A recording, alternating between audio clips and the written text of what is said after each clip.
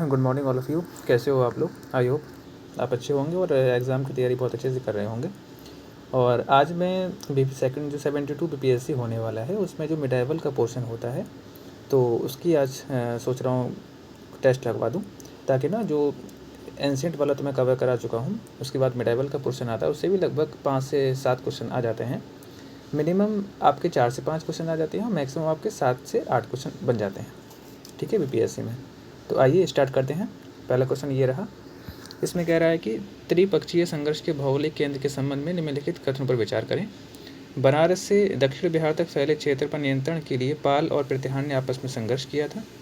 मालवा और गुजरात पर नियंत्रण सुनिश्चित करने के लिए राष्ट्रकूटों ने पालों के विरुद्ध निरंतर संघर्ष किया था। इसमें से बताइए क्वेश्चन कौन सा सही है, केवल एक, केवल दो या दोनों? तो दोस्तों इसमें आपका जो स्टेटमेंट नंबर 1 है सिर्फ वही सही है, बाकी स्टेटमेंट नंबर 2 है वो आपका गलत हो जाएगा। क्यों? क्योंकि मालवा और गुजरात पर आधिपत्य के लिए राष्ट्रकूटों का संघर्ष प्रतिहारों के साथ था, न कि पालों के साथ, है ना, इसलिए गलत हो जाएगा। क्वेश्चन नंबर 2 देखते हैं। कुतुबुद्दीन ऐबक के संबंध में निम्नलिखित कथनों पर विचार कीजिए। उसने लाहौर को अपना मुख्य प्रशासनिक और सैनिक केंद्र बनाया था। ऐतिहासिक वृत्तांत तबकाते नासरी में उसे लाख बख्श की उपाधि दी गई थी और मध्य एशियाई मामलों में उलझने से बचने के लिए उसने गजनी के साथ राजनीतिक संबंध तोड़ दिए थे। अपनी मृत्यु से पूर्व उसने अपनी राजधानी लाहौर से दिल्ली स्थानांतरित कर दी थी। बताइए इसमें इसका सही ऑप्शन क्या हो जाएगा? ए, बी, सी, डी। बताइए इसमें से कौन सा सही होगा? तो दोस्तों इसमें आपका 1, 2 और 3 स्टेटमेंट सही होगा, यानी कि ऑप्शन नंबर ए। और आपको जो स्टेटमेंट नंबर 4 है वो आपका गलत हो जाएगा। क्यों?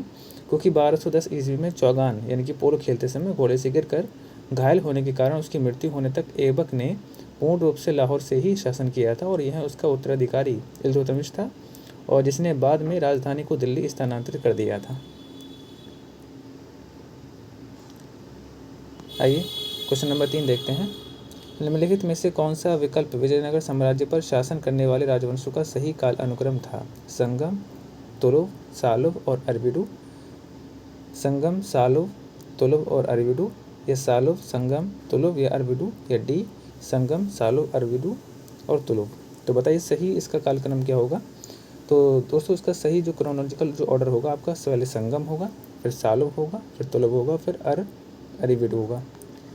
तो दोस्तों इसका जो बेसिकली जो क्रोनोलॉजिकल चीज़ जो एज है ना, इसका क्रमानुसार जो एज है उसकी आपका क्या हो जाएगा, यानी कि जो आपका संगम राजवंश है उसकी आपका जो डेट है 1336 से लेकर के 1485 ईस्वी तक है। और जो आपका सालू वंश था वो आपका 1485 से 1505 ईस्वी तक चला था। और जो आपका तुलुव राजवंश है 1505 से 1570 तक चला था। और जो अरविदू राजवंश है वो 1570 से 1646 तक चला था। और आइए क्वेश्चन नंबर 4 देखते हैं। युवा फरीद खान को उनके पिता हसन सूर ने प्रारंभिक प्रशासन के लिए कौन सा परगना दिया था?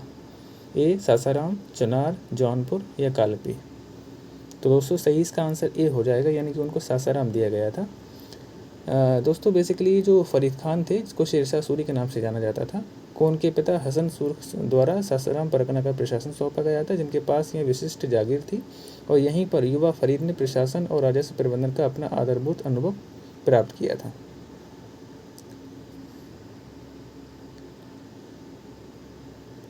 आइए क्वेश्चन नंबर 5 देखते हैं। इसमें क्या रहा कि हिंद महासागर में पुर्तगाली द्वारा व्यापारिक जहाज़ों को जारी किए जाने वाले अनिवार्य नौसैनिक पास के लिए किस शब्द का प्रयोग किया जाता था? ए कॉर्टेज, बी दस्तक, सी फरमान, डी हुंडी। तो दोस्तों इसका आंसर ए हो जाएगा, यानी कि कॉर्टेज। अब कॉर्टेज क्या है?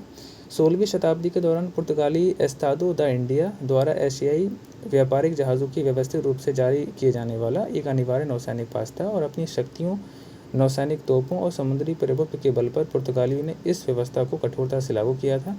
जो स्वदेशी जहाज़ पर शुल्क देकर प्राप्त किया गया दस्तावेज साथ नहीं रखते थे और उन्हें शत्रुतापूर्ण माना जाता था, और पुर्तगाली बेड़े द्वारा या तो जब्त कर लिया जाता था या जानबूझकर डुबो दिया जाता था।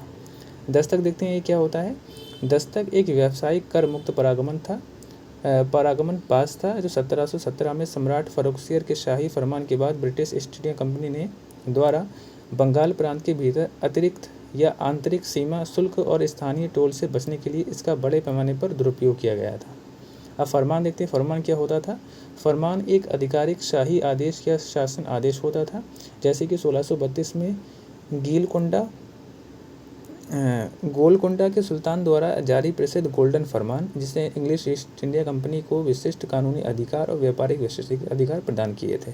हुंडी की बात करें तो एक पारंपरिक स्वदेशी वित्तीय साधन था, जो एक विनिमय पत्र, इसको एक्सचेंज बोलते हैं, के रूप में कार्य करता था, और इसका जो उपयोग है वो प्रमुख बैंकिंग नेटवर्क जैसे कि जगत सेठ द्वारा सोने या चांदी के भौतिक परिवहन के जोखिम के बिना लंबी दूरी तक पूंजी स्थानांतरित करने के लिए किया जाता था। ठीक है, आइए क्वेश्चन नंबर 6 देखते हैं। शाहजहां के शासनकाल में व्यापक रूप से प्रचलित संगमरमर में अर्धमूल्यवान पत्थरों को जोड़ने की तकनीक को इस नाम से जाना जाता था। ए फ्रेस्को, बी स्टुको, सी पित्रा डियोरा या डी जाली। तो दोस्तों सही इसका आंसर सी हो जाएगा, यानी कि पित्रा डियोरा। अब देखते हैं ये पित्रा डियोरा तकनीक क्या है। इतालवी भाषा में कठोर पत्थर इसका अर्थ होता है, और एक अत्यंत विशिष्ट लैपिडरी तकनीक है, जिसे अत्यधिक रंगीन अर्थकीमती पत्थरों को सटीक रूप से काटकर चमकाकर तथा ठोस श्वेत संगमरमर की उकेरी गई सतह में बिना किसी जोड़ के जड़ा जाता था, और फारसी दरबारी अभिलेखों में इसे परचिनकारी कहा गया है। यह तकनीक सम्राट शाहजहां के प्रत्यक्ष स्थापत्य संरक्षण में अपने सर्वोच्च सौंदर्यात्मक उत्कर्ष पर पहुंची थी।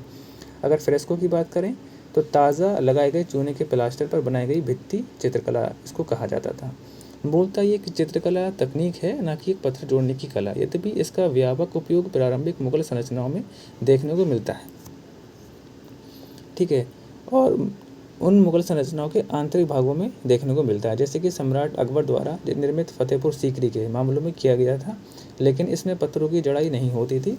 अगर स्टुको की बात करें, सूक्ष्म रूप से उकेरा गया चूने का प्लास्टर का उपयोग दिल्ली सल्तनत तथा प्रारंभिक मुगल काल में छतों और आंतरिक मेहराबों पर गहन ज्यामितीय एवं पुष्पीय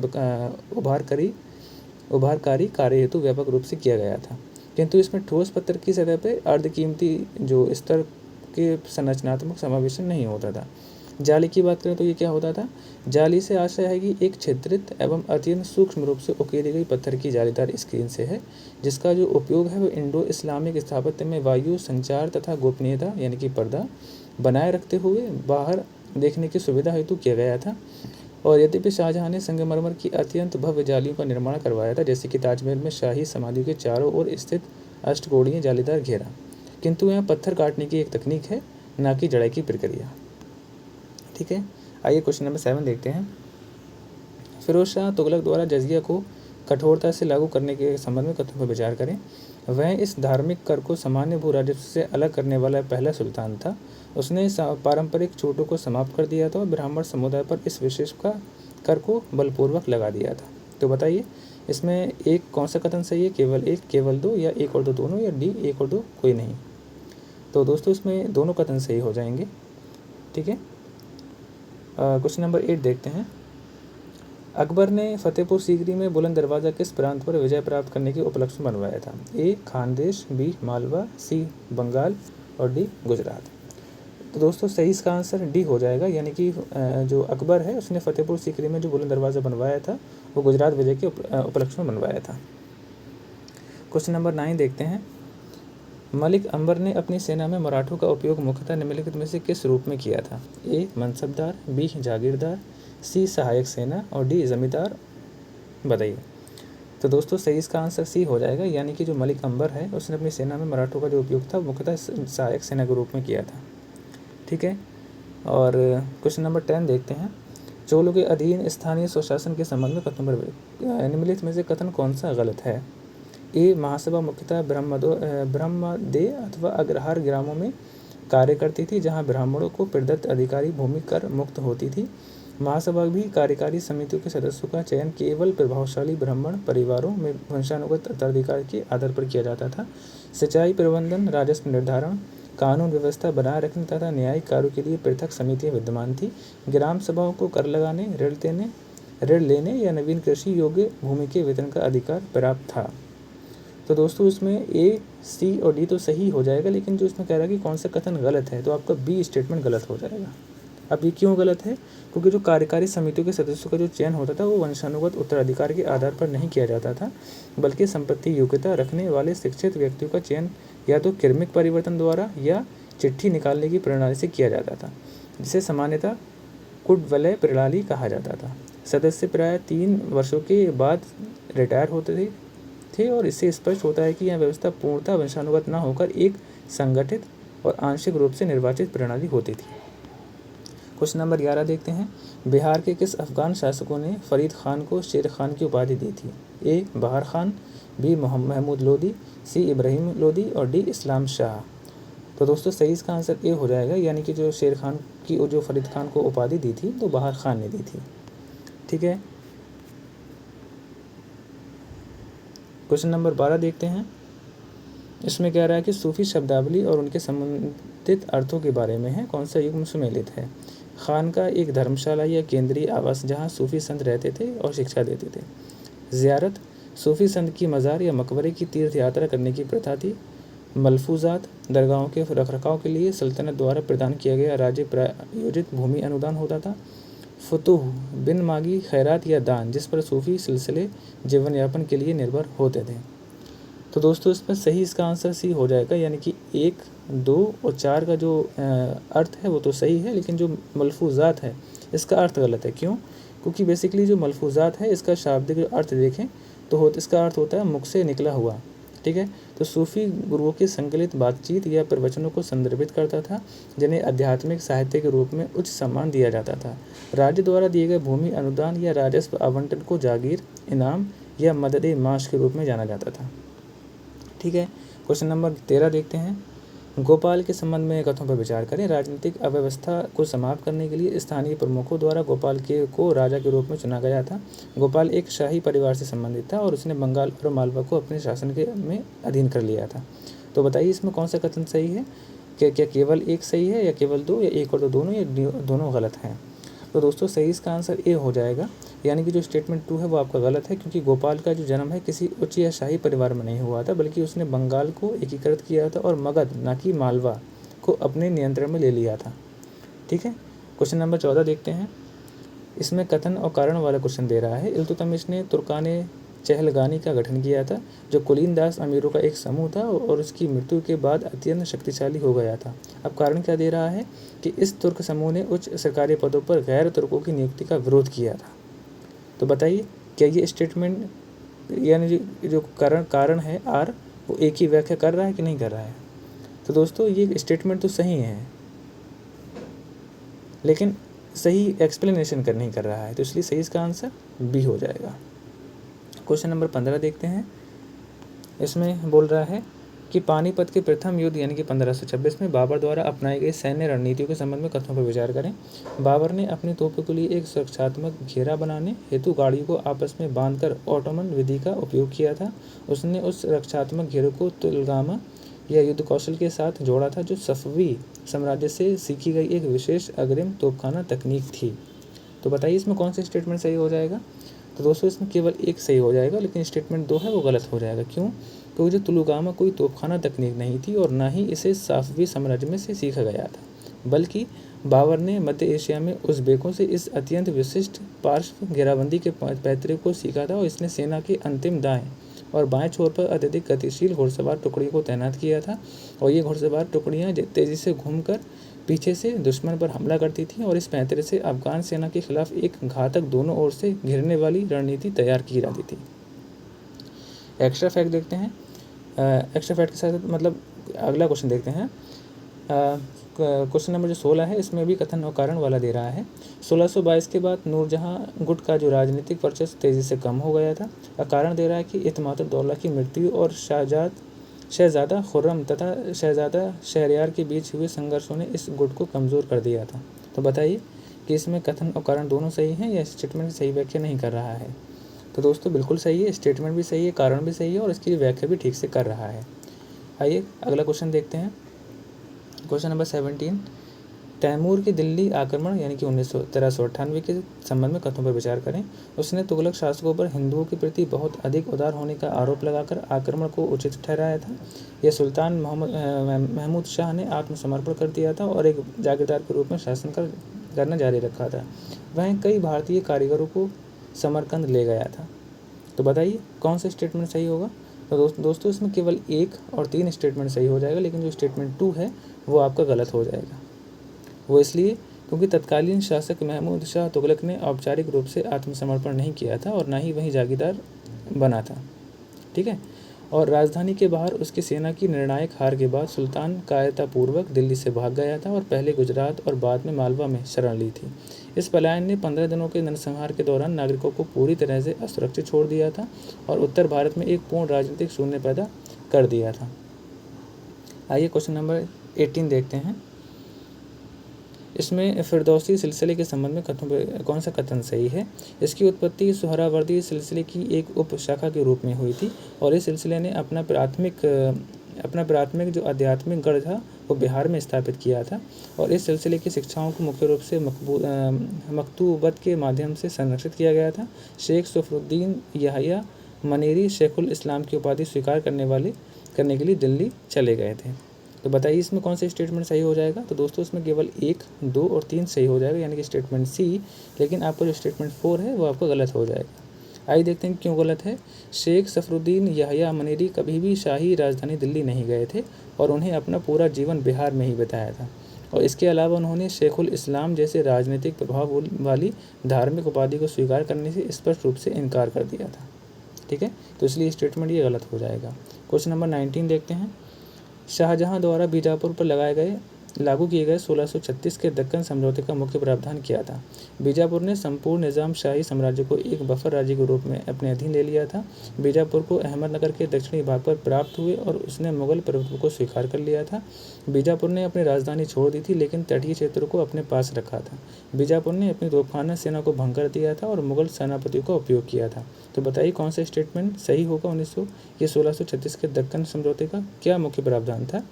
तो दोस्तों सही इसका आंसर बी हो जाएगा, यानी कि बेसिकली जो प्रावधान था वो ये था कि बीजापुर को अहमदनगर के दक्षिणी भाग प्राप्त हुए थे और उसने मुगल प्रभुत्व को स्वीकार कर लिया था। आइए क्वेश्चन नंबर 20 देखते हैं। इसमें बोल रहा है कि शेर खान ने रोहतासगढ़ दुर्ग पर किस वर्ष अधिकार किया था। 1539, 1540, 42 या 45। तो दोस्तों सही इसका आंसर ए हो जाएगा, यानी कि 1539 में रोहतासगढ़ दुर्ग पर अधिकार किया था। ठीक है, क्वेश्चन नंबर 21 देखते हैं। 1605 में डच ईस्ट इंडिया कंपनी ने कोरोमंडल तट पर अपना पहला कारखाना किस बंदरगाह पर स्थापित किया था। ए पुलिकट, बी सूरत, सी मछलीपट्टनम या डी कोचीन। तो दोस्तों सही इसका आंसर सी हो जाएगा, यानी कि कोचीन में स्थापित किया था। ठीक है, क्वेश्चन नंबर 22 देखते हैं। इसमें कह रहा है कि 1504 में किस शहर की स्थापना की गई थी और सिकंदर लोदी ने दोआब के राजपूतों के खिलाफ एक आधार के रूप में इसे अपनी राजधानी बनाया था। ए हिसार, बी जौनपुर, सी आगरा या डी फिरोज़ाबाद। तो दोस्तों सही इसका आंसर आगरा हो जाएगा, यानी कि सी। यानी कि जो सिकंदर लोदी था तो दोआब के राजपूतों के खिलाफ एक आधार के रूप में आगरा को राजधानी बनाया था 1504 ईस्वी में। ठीक है, क्वेश्चन नंबर 23 देखते हैं। चीन के साथ व्यापार में आने वाली बाधाओं को दूर करने हेतु मलाया तथा पड़ोसी क्षेत्रों के विरुद्ध नौसैनिक अभियान किस चोल शासक ने भेजा था। ए राजाराम प्रथम ने, बी राजेंद्र प्रथम ने, सी कुलोत्तुंग प्रथम ने और डी विजयालय चोल ने। तो बताइए सही इसका आंसर क्या हो जाएगा। दोस्तों सही इसका आंसर बी हो जाएगा, यानी कि राजेंद्र प्रथम में उसने सेना भेजी थी। ठीक है, और क्वेश्चन नंबर आपका 24 देखा जाए। इसमें कह रहा है हरिहर और बुक्का के संबंध में है। वे पहले वारंगल के काकतीय शासकों के अधीन अधिकारी के रूप में कार्यरत थे। मोहम्मद बिन तुगलक ने उन्हें बंदी बना लिया था और इस्लाम में परिवर्तित किया था और काम्परी भेज दिया था। और स्टेटमेंट 3 कह रहा है कि तपस्वी विद्यारण्य ने उनके हिंदू धर्म में पुनः परिवर्तन का सक्रिय रूप से विरोध किया था, जिससे उन्हें दिल्ली सल्तनत में वफादार जागीरदार बने रहने के लिए मजबूर होना पड़ा था। तो बताइए इसमें स्टेटमेंट कौन सा सही हो जाएगा। तो इसमें दोस्तों केवल 1 और 2 सही हो जाएगा, लेकिन स्टेटमेंट जो 3 है वो आपका गलत हो जाएगा। क्यों? क्योंकि स्टेटमेंट 3 कह रहा है कि जो उनका विरोध करने के बजाय प्रमुख शैव तपस्वी विद्यारण्य उनके विद्रोह के मूलभूत आध्यात्मिक उत्प्रेरक थे और उन्होंने शुद्धिकरण अनुष्ठानों के माध्यम से हिंदू धर्म में उनकी औपचारिक वापसी को सफलतापूर्वक सुगम बना दिया था और जिससे उन्हें तुगलक निष्ठा त्यागने के लिए आश्चर्यजनक धार्मिक वैधता प्राप्त हुई थी। और क्वेश्चन नंबर 25 देखते हैं। इसमें कह रहा है जहांगीर के शासनकाल के दौरान राजनीतिक शख्सियत और उनके द्वारा किए गए विद्रोह से संबंधित निम्नलिखित में से कौन सा युग्म सही सुमेलित है? खुसरो मिर्ज़ा गुरु अर्जन देव के आर्थिक सहयोग से जहांगीर के विरुद्ध विद्रोह किया था। महाबत खान, उसने अचानक तख्तापलट किया था और झेलम नदी के तट के निकट जहांगीर को बंदी बना लिया था। शहरयार मिर्ज़ा देखें तो अकबर की मृत्यु के तत्काल बाद जहांगीर के विरुद्ध उत्तराधिकार का युद्ध छोड़ दिया था और शहजादा खुर्रम के कंधार को वापस हासिल करने के लिए सैन्य अभियान का नेतृत्व करने के प्रति अपनी अत्यधिक अनिच्छा के कारण उन्होंने विद्रोह कर दिया था। तो बताइए इसमें कौन सा युग्म सही सुमेलित होगा? तो दोस्तों इसमें केवल आपका 1 और 2 4 सही सुमेलित है, लेकिन जो स्टेटमेंट 3 है वो सही सुमेलित नहीं है। क्यों? क्योंकि जो शहरयार मिर्ज़ा थे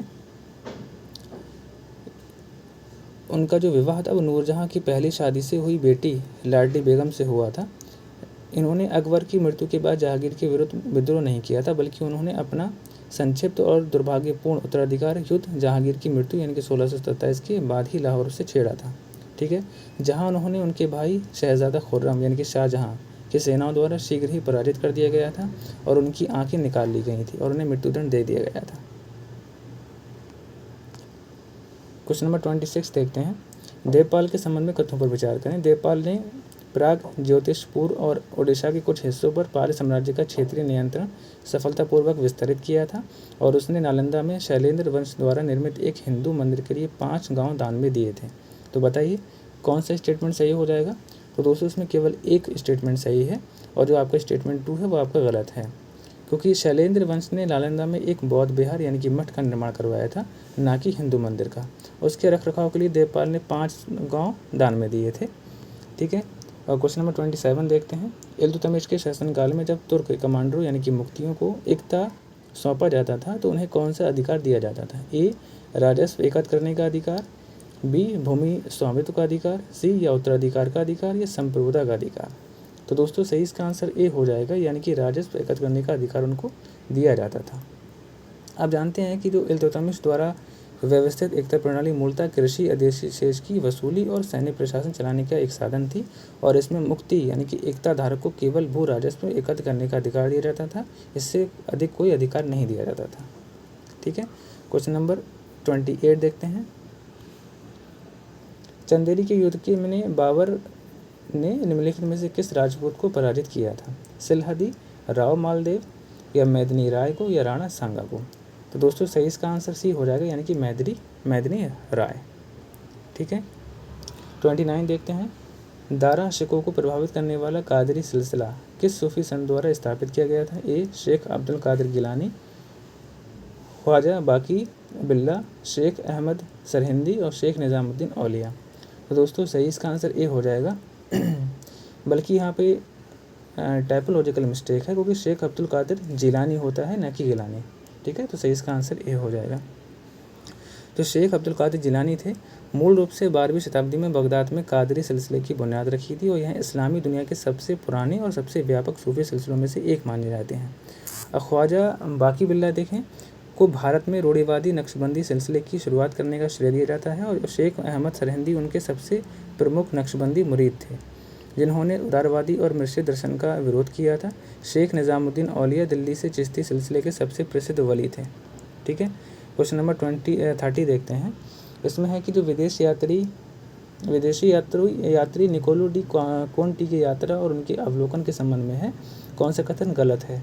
वे एक इतालवी व्यापारी यात्री थे जिन्होंने 15वीं शताब्दी के आरंभ से विजयनगर साम्राज्य का दौरा किया था और उन्होंने विजयनगर राजधानी की परिधि लगभग 60 मील बताई थी और उन्होंने सती प्रथा सहित सामाजिक धार्मिक रीति रिवाजों का वर्णन किया था और उन्होंने संगम शासक देवराय द्वितीय के शासनकाल के दौरान शाही दरबार का दौरान किया था। तो बताइए कौन सा स्टेटमेंट गलत है?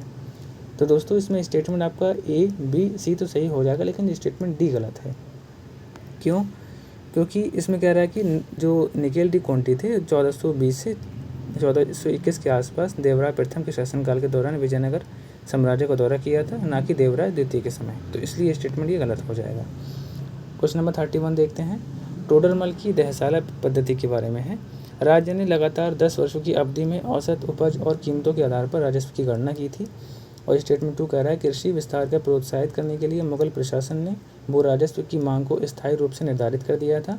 और स्टेटमेंट 3 कह रहा है कि राज्य ने कृषि भूमि को सतत खेती की स्थिति के आधार पर पोलस, पर्वतीय, चाचर और बंजर में वर्गीकृत किया था। और स्टेटमेंट 4 कह रहा है कि प्रशासन ने बंगाल प्रांत सहित पूरे साम्राज्य में इस एक समान राजस्व प्रणाली को सख्ती से लागू किया था। तो बताइए इसमें कौन सा स्टेटमेंट सही हो जाएगा। तो दोस्तों इसमें केवल 1 और 3 सही है, स्टेटमेंट 2 और 4 आपका गलत हो जाएगा। क्यों? क्योंकि जो स्टेटमेंट 2 है वो क्या है कि बाद के ब्रिटिश स्थायी बंदोबस्त के विपरीत दहसाला जो पद्धति थी वो राजस्व मूल्यांकन कभी भी स्थायी रूप से तय नहीं किया जाता था।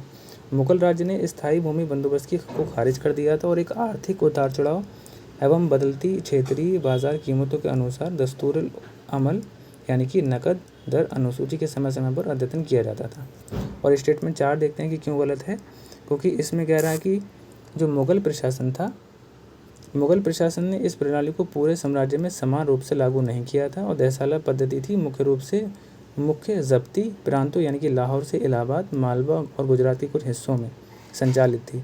और जबकि बंगाल, सिंध और कश्मीर जैसे दूरस्थ प्रांतों ने अपनी पारंपरिक स्थानीय प्रणाली जैसे कि बटाई या गल्ला बख्शी, इसको बोलते हैं फसल साझाकरण, को ही बनाए रखा था। ठीक है, क्वेश्चन नंबर 32 देखते हैं। 32 बोल रहा है शेरशाह की प्रशासनिक व्यवस्था में सरकार के ठीक नीचे कौन सी इकाई होती थी? मुकद्दम, सूबा, एकता या परगना? तो दोस्तों परगना होती थी। ठीक है, 33 देखते हैं। क्वेश्चन नंबर 33 कह रहा है कि पुरंदर की संधि 1665 के बारे में है। शिवाजी ने 23 किले मुगलों को सौंप दिए थे। संभाजी को 5000 का मुगल मनसब प्रदान किया गया था। तो दोस्तों बिल्कुल 1 और 2 दोनों स्टेटमेंट सही हो जाएंगे। आगे क्वेश्चन नंबर 34 देखते हैं। इसमें आपको सही मिलान करना है।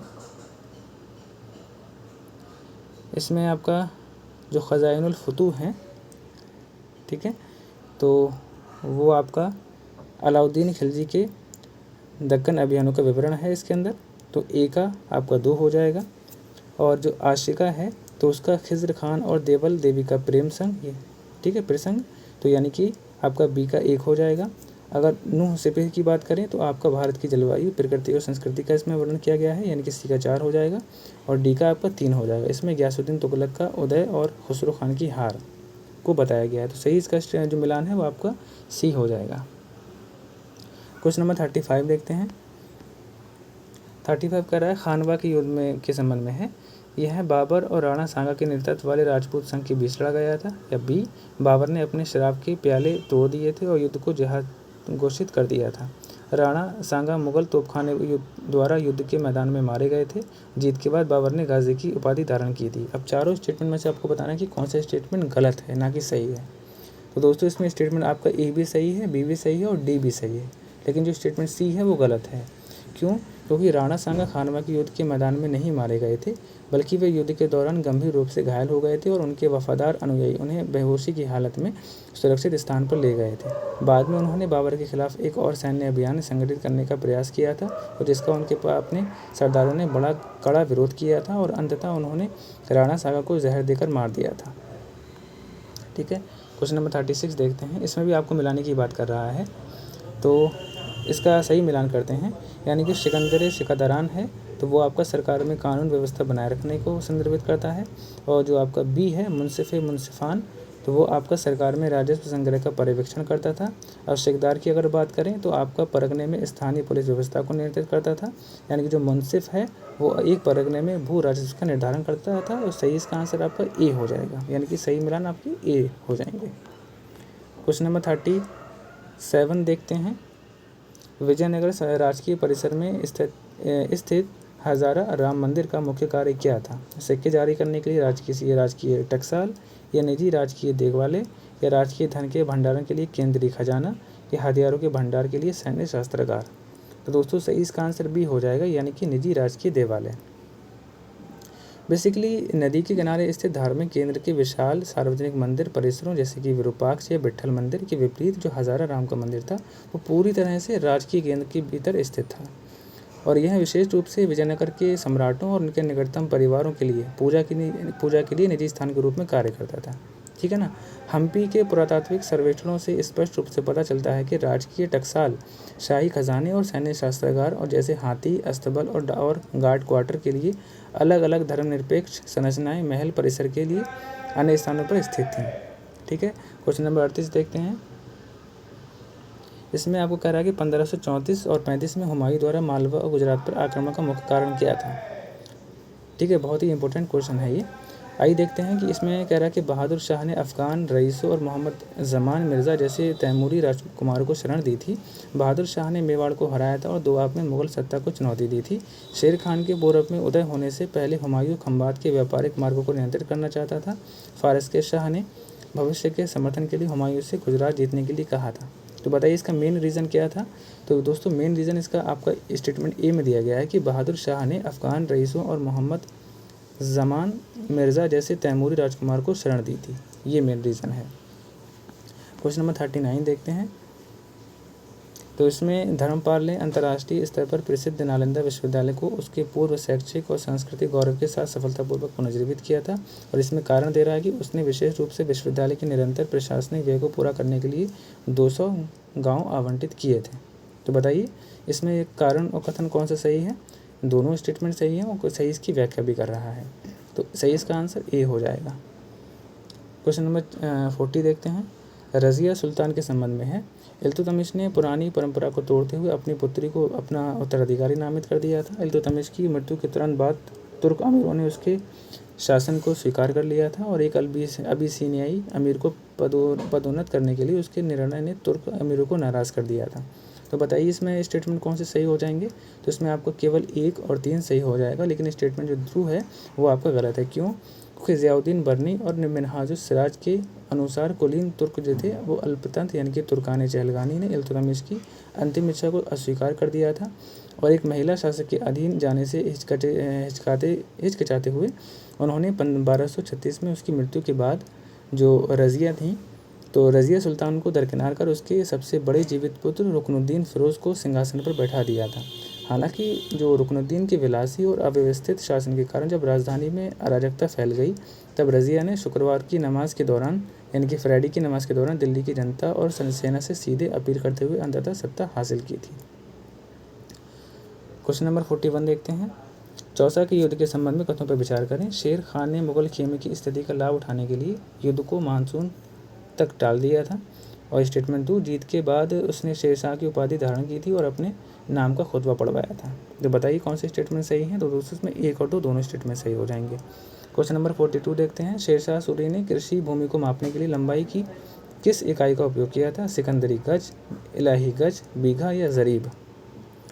तो दोस्तों तो सही इसका आंसर ए हो जाएगा, यानी कि सिकंदरी गज का उन्होंने उपयोग किया था। 43 देखते हैं। निम्नलिखित में से किस ने 1347 ईस्वी में बहमनी साम्राज्य की स्थापना की थी। ज़फ़र खान, इस्माइल मुख और महमूद गवा और कुली कुतुब शाह ने। तो दोस्तों सही इसका आंसर ए हो जाएगा, यानी कि ज़फ़र खान ने इसकी स्थापना करी थी। और क्वेश्चन नंबर 44 देखते हैं। 17वीं शताब्दी में बिहार बारूद में इस्तेमाल होने वाली किस प्रमुख सामग्री के लिए निर्यात के लिए विश्व स्तर पर महत्वपूर्ण था। कैलिको, सल्फर या चारकोल या शोरा। तो दोस्तों इसका सही आंसर डी हो जाएगा, यानी कि बहुत आसान है। यानी कि जो बिहार था बेसिकली शोरा के लिए जाना जाता था और वैश्विक निर्यात में हिस्सेदारी देता था। क्वेश्चन नंबर 45 देखते हैं। इसमें कह रहा है कि शिवाजी के राज्याभिषेक के संबंध में है।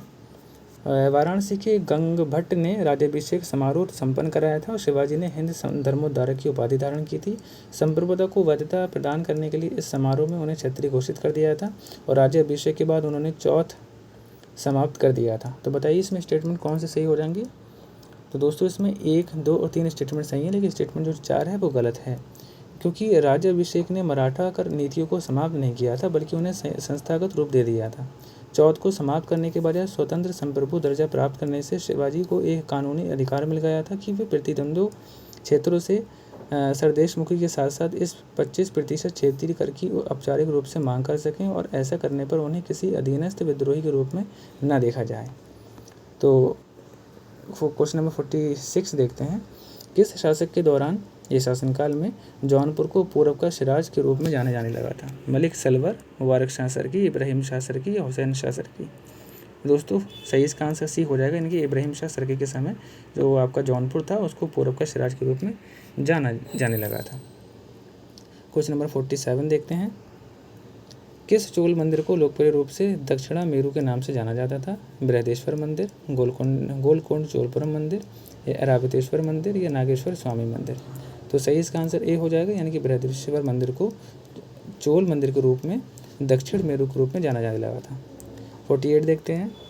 शिवाजी के अष्टप्रधान मंडल में कौन सा अधिकारी वित्त और खातों के अंकेक्षण का कार्य संभालता था? ए सुमंत, बी सचिव, सी अमात्य और डी पेशवा? तो सही इसका आंसर सी हो जाएगा, यानी कि अमात्य को जाना जाता था। अष्टप्रधान मंडल में जो अधिकारी होता था उसमें पेशवा है। ठीक है, सॉरी पेशवा, हाँ पेशवा नहीं बल्कि अमात्य हो जाएगा, यानी कि सही इसका आंसर सी हो जाएगा। 49 देखते हैं। 49 कह रहा है कि महमूद गवाह के संबंध में है। उसने गवर्नरों की शक्ति को सीमित करने के लिए प्रांतों की संख्या 4 से बढ़ाकर 8 कर दी थी। उसने खालिसा भूमि को समाप्त कर दिया था और कुल राजस्व सैन्य कमांडरों को दे दी थी। उसने प्रत्येक प्रांत में कम से कम एक प्रमुख किले को केंद्रीय नियंत्रण में रखा था। तो सही बात है, 1 और 3 इसमें सही हो जाएगा, लेकिन जो स्टेटमेंट 2 है वो गलत हो जाएगा, क्योंकि महमूद गवाह ने खालिसा की भूमि को समाप्त तो नहीं किया था, लेकिन शक्तिशाली रईसों को वित्तीय स्वतंत्रता पर अंकुश लगाने के लिए उसने प्रांतीय क्षेत्रों में से हिस्सा काटकर खालिसा भूमि, यानी कि वह भूमि जिसका राजस्व सीधे सुल्तान के केंद्रीय खजाने में जाता था, का विस्तार किया था, है ना। आइए अंतिम क्वेश्चन देखते हैं। अंतिम क्वेश्चन कह रहा है कि मुगल जागीरदारी प्रथा में जो वतन जागीरें क्या थी? तो दोस्तों बेसिकली वो राजपूत शासकों को उनके अपने क्षेत्र में दी गई गैर हस्तांतरणीय वंशानुगत भूमि होती थी। ठीक है दोस्तों, सही इसका आंसर भी हो जाएगा। आइए वीडियो को लास्ट करते हैं, और बाकी जो आगे की क्वेश्चन है वो मैं कल कराऊंगा। ठीक है, अगर वीडियो को आपको अगर पसंद आई तो इसको लाइक और शेयर करिएगा। और हाँ, इसमें कोई त्रुटि अगर रहे, कोई मेरे एक्सप्लेन करने में आपको कहीं कुछ समझ नहीं आ रहा हो, या कोई भी आपको कमी लगे तो कमेंट सेक्शन में ज़रूर बताइए, ताकि मैं उसको सुधार कर सकूँ नेक्स्ट वीडियो तक। ठीक है, तब तक अपना ध्यान रखिएगा। Best of luck.